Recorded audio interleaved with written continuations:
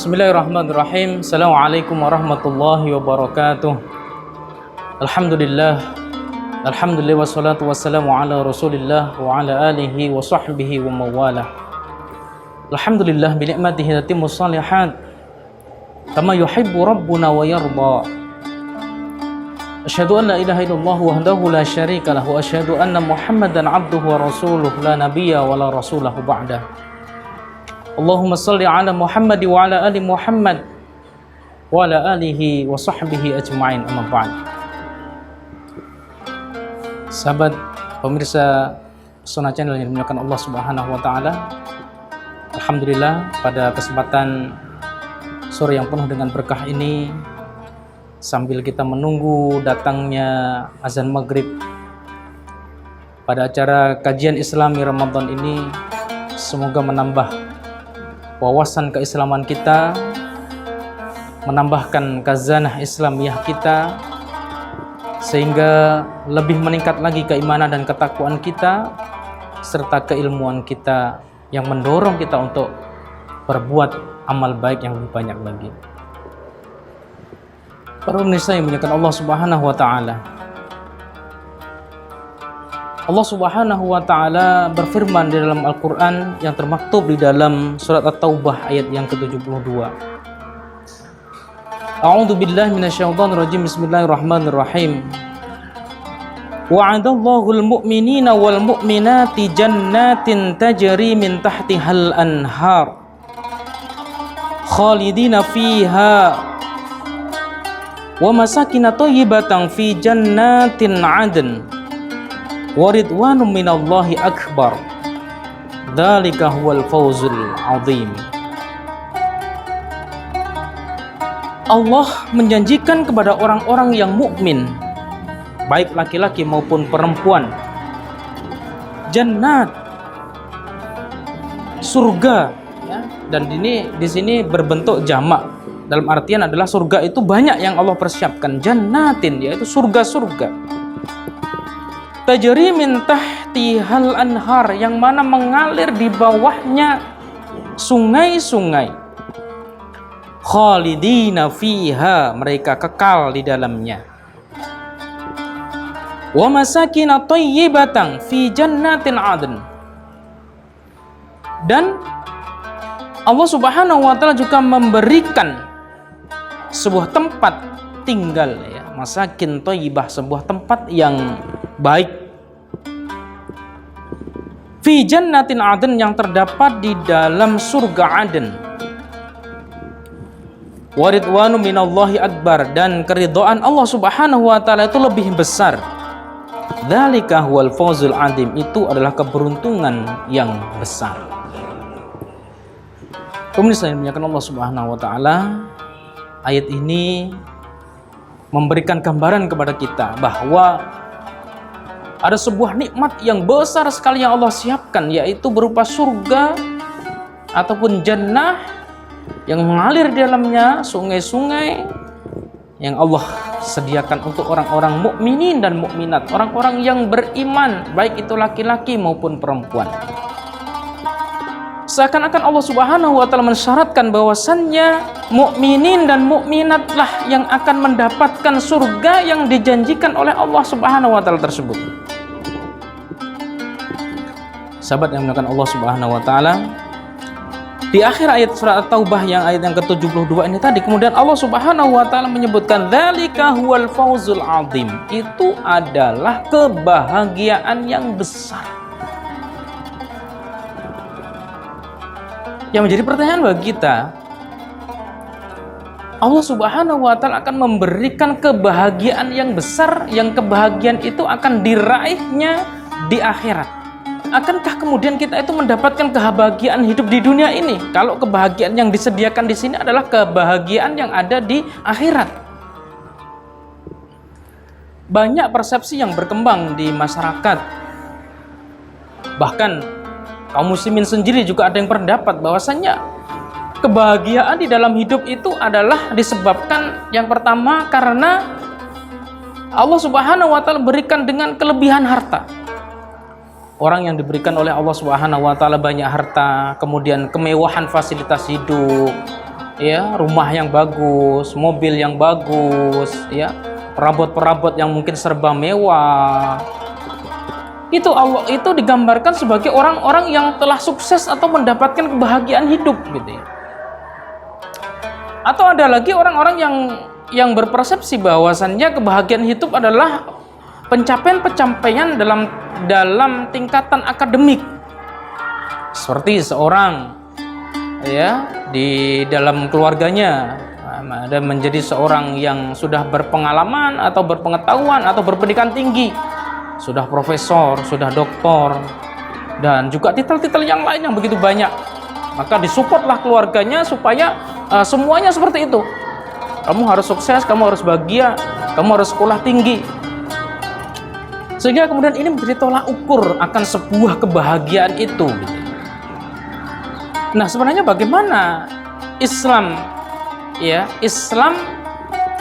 memberikan gambaran tentang kebahagiaan hidup itu sendiri gitu ya. Dalam ayat ini jelas bahwasanya yang dimaksudkan kebahagiaan hidup itu sendiri adalah kebahagiaan yang berada di surga nanti. Dzalika huwal fauzul adzim. Itu adalah keberuntungan yang besar. Keberuntungan yang besar itu adalah kebahagiaan hidup di akhirat gitu. Maka orang mukmin dan orang mukminat sejatinya dia akan mendapatkan kebahagiaan itu manakala dia sudah berada di akhirat nanti gitu. Maka ada sebagian yang juga mengatakan jalan untuk merengkuh kebahagiaan akhirat itu adalah dia harus berusaha untuk melewati daripada nerakanya dunia. Bagaimana seluk-beluknya perjuangannya di dunia, ya, susah payahnya dia beribadah di dunia itu adalah sebab untuk mendapatkan kebahagiaan hidup di akhirat gitu. Pemirsa yang dimuliakan Allah Subhanahu wa taala, sebenarnya tidaklah salah persepsi-persepsi yang telah saya sebutkan di awal, bahwa kebahagiaan itu bersifat materi, kebahagiaan itu bersifat jabatan, kebahagiaan itu bersifat kemewahan hidup, fasilitas hidup. Kebahagiaan itu adalah capaian-capaian keduniaan. Sebenarnya tidak salah juga. Namun bagaimana sekarang semuanya itu adalah kita jadikan, ya, kita satukan muaranya dalam rangka kita beribadah kepada Allah Subhanahu wa taala. Khususnya dunia kita yang kita berusaha untuk dicapai untuk kebahagiaan akhirat ini yang sebenarnya yang penting, ya, benang merah yang harus ditarik dalam sisi kita gitu. Kebanyakan yang terjadi di masyarakat adalah ketika orang sudah mewah hidupnya, fasilitas hidupnya yang cukup banyak, mendukung semuanya, rumahnya sudah besar, jabatan tinggi, yang kemudian dia melupakan hak dia sebagai hamba Allah, melupakan tugas dia sebagai khalifatullah, melupakan tugas dia untuk merengkuh kebahagiaan akhirat, sehingga dunianya, akhiratnya tertinggal dan hanya tersisa dunia yang ada. Pemirsa yang dimuliakan Allah Subhanahu wa taala, maka pada kesempatan kali ini saya akan menyampaikan bagaimana sebenarnya cara menghadirkan surga itu di rumah kita. Bagaimana kita mengajak keluarga kita sama-sama sebenarnya adalah merasakan surga di dunia ini gitu ya. Karena man lam yaduk, ya, siapa yang tidak merasakan surganya dunia, dia tidak akan mendapatkan surganya akhirat. Dan sesungguhnya kebahagiaan dunia, surganya dunia itu adalah ada dalam hati kita, ada di dalam sanubari kita. Bagaimana kita merasakan nikmat-nikmat Allah itu, bagaimana kita merasakan ujian-ujian Allah itu, bagaimana kita merasakan perihnya kehidupan itu semuanya adalah proses agar supaya kita selalu qanaah, kita selalu menerima apa yang telah Allah Subhanahu wa taala takdirkan, apa yang sudah Allah Subhanahu wa taala gariskan. Maka kembali kepada ayat tadi dalam surat Taubah ayat yang ke-72 tadi, Allah Subhanahu wa taala menjanjikan hanyalah kepada orang-orang yang mukmin dan mukminat, orang-orang yang beriman baik itu laki-laki maupun perempuan, yaitu dengan surga yang mengalir di bawahnya sungai-sungai. Sehingga yang kedua, Allah Subhanahu wa taala memberikan masakin, kehidupan, ya, tempat tinggal yang baik. Dan yang ketiga yang lebih penting lagi adalah waridwanu minallah. Allah akan memberikan keridhoannya kepada seorang. Sahabat yang dimuliakan Allah Subhanahu wa taala, ada beberapa cara menghadirkan surga di rumah kita. Yang pertama adalah bagaimana kita mengenal Allah Subhanahu wa taala kepada seluruh anggota keluarga kita, ya. Mengenalkan Allah Subhanahu wa taala kepada seluruh anggota keluarga kita. Hal ini dilakukan dengan menerapkan pendidikan keimanan kepada seluruh anggota keluarga sejak dini. Karena berawal daripada ayat tadi adalah wa'adallahul mu'minina wal mu'minat. Allah hanya akan, ya, memberikan, menjanjikan kepada orang mukminin dan mukminat. Maka garisnya di sini adalah cara agar kita menghadirkan surga berada di rumah kita adalah bagaimana kita bisa menerapkan pendidikan keimanan, pendidikan ketakwaan. Maka sebagai seorang ayah, menjadi seorang ibu yang menjadi seorang pemimpin dalam rumah itu memiliki tanggung jawab yang cukup besar, memiliki tugas yang cukup berat, karena harus menanamkan keimanan dan ketakwaan. Dan ini adalah kurikulum pertama. Dan ini adalah kurikulum yang penting di dalam sebuah keluarga, yaitu menanamkan keimanan dan ketakwaan itu kepada Allah Subhanahu wa taala. Bagaimana dalam sebuah rumah itu kemudian dihiasi, ya, dengan nilai-nilai keimanan, dengan nilai ketakwaan. Diajaklah anak-anaknya untuk beribadah bersama. Diajaklah keluarganya, istrinya, anak-anaknya, ya, cucu-cucunya untuk mengkaji kitab-kitab Allah. Diajak untuk berzikir bersama, ya, dilakukan ceramah. Ini salah satu adalah bentuk-bentuk keimanan. Pelajaran-pelajaran keimanan, kurikulum keimanan kepada Allah Subhanahu wa taala. Maka apapun kondisinya sebuah keluarga itu, ya, baik serba kekurangan, baik dalam serba kemewahan, akan tetapi kalau kurikulum keimanan itu ada dalam tubuh keluarga itu, maka inilah yang disebut dengan kebahagiaan yang direngkuh di dunia itu, gitu. Artinya tidak direngkuh dengan harta, dengan hanya serba kemewahan ataupun kekurangan. Apapun kondisi kita, ketika kita benar-benar iman kepada Allah Subhanahu wa taala, ketika mantap ketakwaan kita kepada Allah Subhanahu wa taala, maka tidak akan mengurangi rasa ibadah, tidak akan mengurangi rasa ketundukan kita, ketaatan kita kepada Allah Subhanahu wa taala. Ini yang penting harus ditanamkan. Yang kedua adalah bagaimana kita bisa membuat taman surga di rumah. Pernah suatu ketika ada seorang, ya, sahabat yang kemudian dia bertanya kepada Rasulullah SAW, ya, bahwasannya apabila kita menghadirkan di dalam rumah kita itu adalah taman surga, gitu. Ya, Rasulullah SAW mengatakan pada sahabat ini bertanya, ya Rasulullah, ya, apa yang maksud dengan taman surga itu, gitu, ya. Taman surga itu adalah sebuah majelis, ya, atau sebuah majelis dzikri atau majelisul ilmi yang dilakukan baik di rumah maupun di tempat-tempat yang lain dalam rangka mendekatkan dirinya kepada Allah Subhanahu wa taala. Itu bagian daripada taman-taman surga, gitu. Maka keluarga yang bahagia adalah keluarga yang menghadirkan di dalamnya, ya, menghadirkan di dalamnya adalah taman-taman surga. Diajaklah, ya, dalam satu keluarga itu untuk berzikir bersama, beristighfar bersama, ya, akan dosa-dosa, mengingatkan kalau ada anak-anak yang berbuat salah, mengingatkan kalau ada anak-anak yang lalai, mengingatkan kalau anak-anak meninggalkan sholat, mengingatkan kalau anak-anak belum membaca Al-Quran, ya. Ini adalah bagian-bagian menghadirkan surga sebenarnya di dalam rumah kita, sehingga akan tampak sebuah kebahagiaan itu manakala ya kita menghadirkan taman-taman surga di rumah kita. Apalagi di era digital sekarang ini yang cukup sangat gampang sekali ya kita untuk menghadirkan taman-taman surga itu.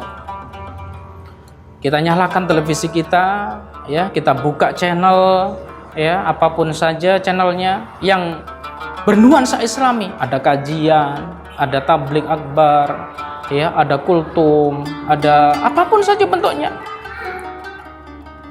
yang mengarah kepada majlisul ilmi, ya. Belum lagi nanti yang serba mudah kita sudah memiliki HP. Dan sangat gampang sekali, kita hanya klik, beberapa kali klik, ya, kita sudah melihat mau ceramah, temanya apa, judulnya apa, sudah langsung bisa terdengar di situ. Kita suruh anak kita mendengar, suruh keluarga kita mendengarkan, meresapi, kemudian disuruh untuk memberikan kesimpulan, bagaimana tanggapannya, bisakah untuk dilaksanakan atau diamalkan dalam kehidupan sehari-hari. Ini bagian daripada mengamalkan, ya, bagian daripada menghadirkan taman surga dalam rumah kita, dan ini merupakan asbab, ya, sebab Allah Subhanahu wa taala menurunkan kebahagiaan dalam keluarga tersebut. Yang ketiga adalah bagaimana cara menghadirkan kebahagiaan ataupun surga di rumah kita. Yang ketiga adalah hendaknya kita menjelaskan kepada anggota keluarga kita, ya, tentang surga itu sendiri. Karena di sini adalah dijelaskan khalidina fiha, ya, tajri jannatin tajri min tahtihal anhar, yaitu surga yang mengalir di bawahnya, ya. Dan di sini adalah kita jelaskan apa itu surga, bagaimana nikmat-nikmatnya surga, ada berapa pintu-pintu surga, kemudian bagaimana cara memasuki surga ini, bagaimana kondisi orang-orang yang berada di surga, ada buah-buahan, ada sungai-sungai yang mengalir, ada apapun yang diinginkan oleh manusia itu bisa terpenuhi tanpa harus mengucapkan dari lidah kita. Ya, hanya terbesit aja dalam hati kita keinginan, maka sesuatu itu sudah ada di surga itu. Itu enaknya surga, ya. Tidak sama dengan kenikmatan yang ada di dunia. Kalau di dunia kita mau terbesit sesuatu, mau minta ini, mau minta itu, yang agak enak sedikit, kita harus repot, kita harus kerja keras, kita harus mencari uang untuk merengkuhnya, kita harus ada usaha ini dan usaha itu untuk mendapatkannya. Nah, kalau di surga beda, ya. Apa yang diinginkan itu akan bisa dipenuhi oleh Allah Subhanahu wa taala tanpa kita harus mengucapkan dengan lisan kita. Ini menandakan bahwasanya Masya Allah, kenikmatan di surga itu sangat luar biasa. Kenikmatan di surga itu tidak ada taranya. Kenikmatan di surga itu tidak bisa kita bayangkan dengan kebahagiaan yang ada di dunia hari ini. Kenikmatan di surga itu tidak ada tandingannya dengan, ya, sebesar apapun kenikmatan yang ada di dunia ini. Dengan kita memberikan penjelasan tentang surga, maka akan memotivasi anggota keluarga untuk bisa merengkuhnya, untuk mendapatkannya dengan kerja keras, dengan ibadah. Tidak cukup dengan kata-kata, harus dengan amalan, harus dengan perbuatan yang terukur, yang sistematis, yang diawasi, sampai anggota keluarga melaksanakannya. Hari ini kita akan sholat tahajud, dipastikan semua keluarga bangun jam 3 malam, bangun jam 4 malam, ya, untuk melaksanakan sholat itu. Misalkan ada peraturan di keluarga ini harus ada khatam, membaca Al-Quran 1 hari, one day one juz, 1 hari 1 juz. Praktekkan semuanya. Jangan berhenti sebelum target itu tercapai. Ada bagian-bagian, ya, bagaimana cara kita untuk mendapatkan surga itu disampaikan kepada keluarga. Pemirsa yang dimuliakan Allah Subhanahu wa taala, yang terakhir adalah harus kita tanamkan bahwasanya baiti jannati, surga, rumahku adalah surga. Rumah itu adalah mampu untuk mencapaikan surga manakala kita benar-benar mampu menghadirkan. Kita benar-benar mampu untuk melaksanakan hal-hal yang dimaksudkan tadi untuk merengkuhnya.